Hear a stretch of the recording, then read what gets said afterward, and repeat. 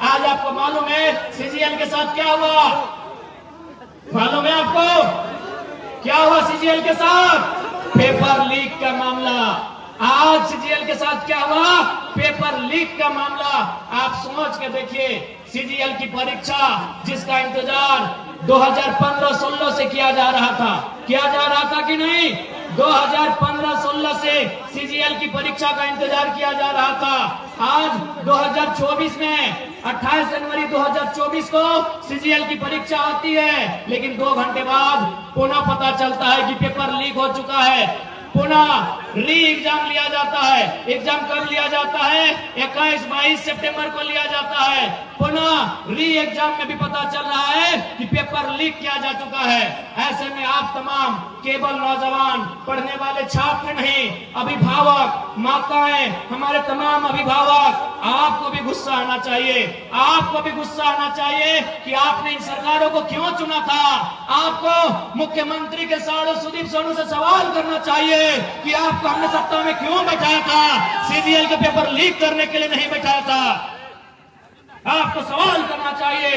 लेकिन आज बहुत दुर्भाग्य की बात है, हम और आप व्यस्त हैं, अपने रोजमर्रा की जिंदगी में व्यस्त हैं। हम अपनी चाय की दुकान में व्यस्त हैं, हम अपनी पान की दुकान में व्यस्त हैं, हम अपनी दिनचर्या में व्यस्त हैं, हम अपने काम काज में व्यस्त हैं, हम अपने रोजगार में व्यस्त हैं। लेकिन आज यहाँ के राज्य के आपके बच्चों के भविष्य को लाखों रुपए में बेचा जा रहा है और आपके कानों में अगर जू नहीं रेंग रही है तो याद रखिएगा, केवल सरकार दोषी नहीं है, आप और हम दोषी हैं इस राज्य की बर्बादी के लिए। इस बात को याद रखिएगा।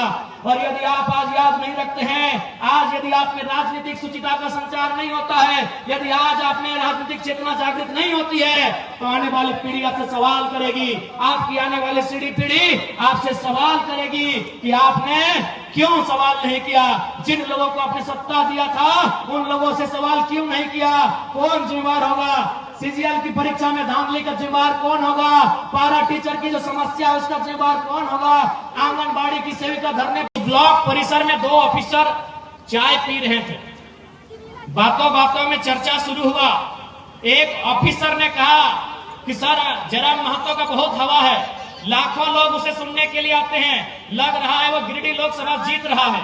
तो दूसरे ऑफिसर ने कहा, सर अगर वो जीत भी जाएगा तो क्या उखाड़ लेगा दिल्ली जाके? दिल्ली में उसको भाषण देने का मौका भी नहीं मिलेगा।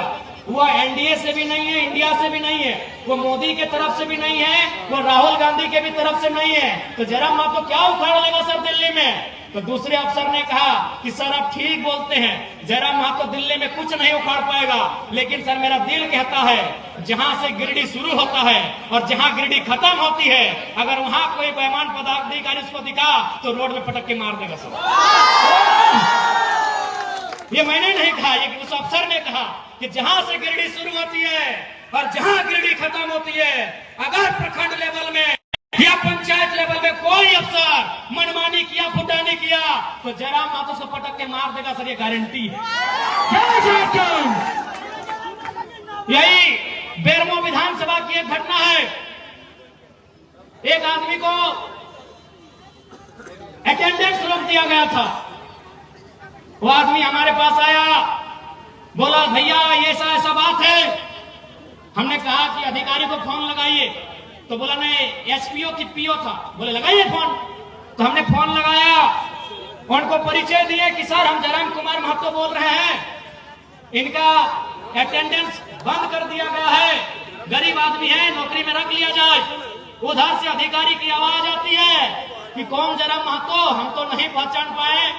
हम इतने बोले कि आप विधायक और सांसद का खाली आवाज पहचानते हैं ना, अच्छी बात है, तो हम आज आपको फोन नहीं करेंगे, फोन काट रहे हैं।